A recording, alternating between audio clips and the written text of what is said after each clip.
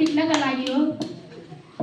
शिक्षित जीवन जिउने कला सिक्नका लागि हो, जीवनलाई तनावको भुमरीमा हाल्नका लागि होइन। धन्यवाद। यस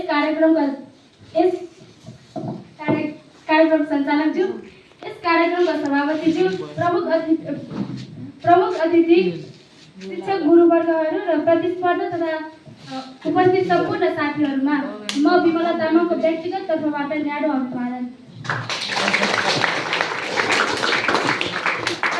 2083 साल 5 महिना 4 गतेका दिन यस श्री मङ्गलादेवी माध्यमिक विद्यालयमा हुन गइरहेको कोशिश नेपालद्वारा आयोजित वक्तृत्व कला प्रतियोगिताको शीर्षक रहेको छ विद्यार्थीमा अध्ययनको तनाव र मानसिक स्वास्थ्यको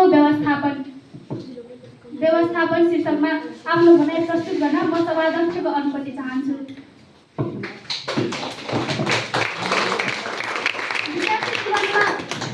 विद्यार्थी जीवनमा विभिन्न सरल र जटिल रूपमा समस्या आइपर्ने गर्दछ। यस्ता समस्यालाई समाधान गर्न मानसिक रूपमा विद्यार्थीमा असर परिरहेका हुन्छन्। विद्यार्थीले के अध्ययन गर्ने र के को बारेमा अध्ययन गर्ने भन्ने विषयमा तनाव भइरहेका हुन्छन्। त्यसैगरी विशेष गरी कक्षा 10 का विद्यार्थीमा यस्ता समस्या आइपर्ने गर्दछ किनकि कक्षा 10 का विद्यार्थीमा एसई घर परिवार र समाजबाट उत्तीर्ण गर्नुपर्ने दबाव सिर्जना भइरहेका हुन्छन्। विद्यार्थीहरू विद्यालयबाट प्रतिस्पर्धाको रूपमा अध्ययन गरिरहेका हुन्छन्। शिक्षा केवल ज्ञान प्राप्त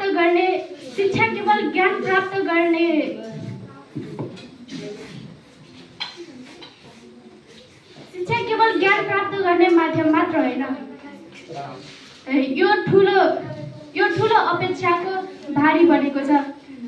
वर्तमान समयमा विद्यार्थीहरू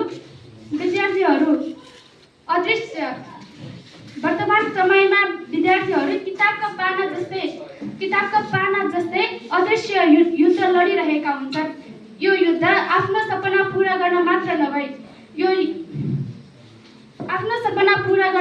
नभई अभिभावकको सपना पूरा गर्न र समाजमा आफ्नो अस्तित्व प्रमाणित गर्ने एक महायुद्ध हो।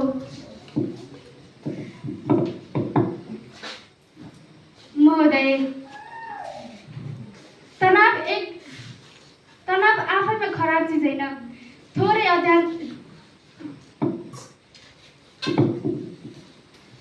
तनावमा पढ्न लेख्न र अघि बढ्न उत्प्रेरणा गर्दछ, तर धेरै तनावमा मानसिक रूपमा आफै कमजोर हुने गर्दछ। विद्यार्थी जीवनमा अध्ययन गर्नका लागि समयको व्यवस्थापन गर्नुपर्दछ। निद्रा नलाग्ने, एकहोरो हुने र आफैले कमजोर महसुस गर्ने यसका मुख्य समस्याहरू हुने गर्दछ।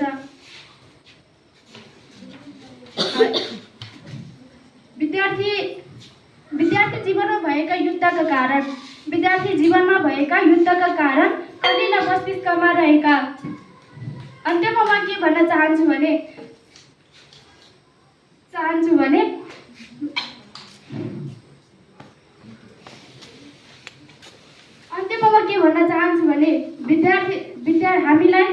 हामीले परीक्षाको मार्कसिटले गर्दा आफ्नो भविष्य र भाग्य निर्धारण गर्न सकिँदैन।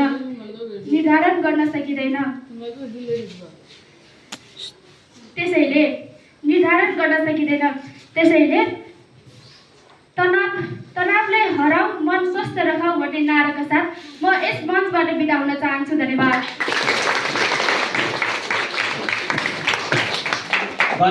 कक्षा 10 की बहिनी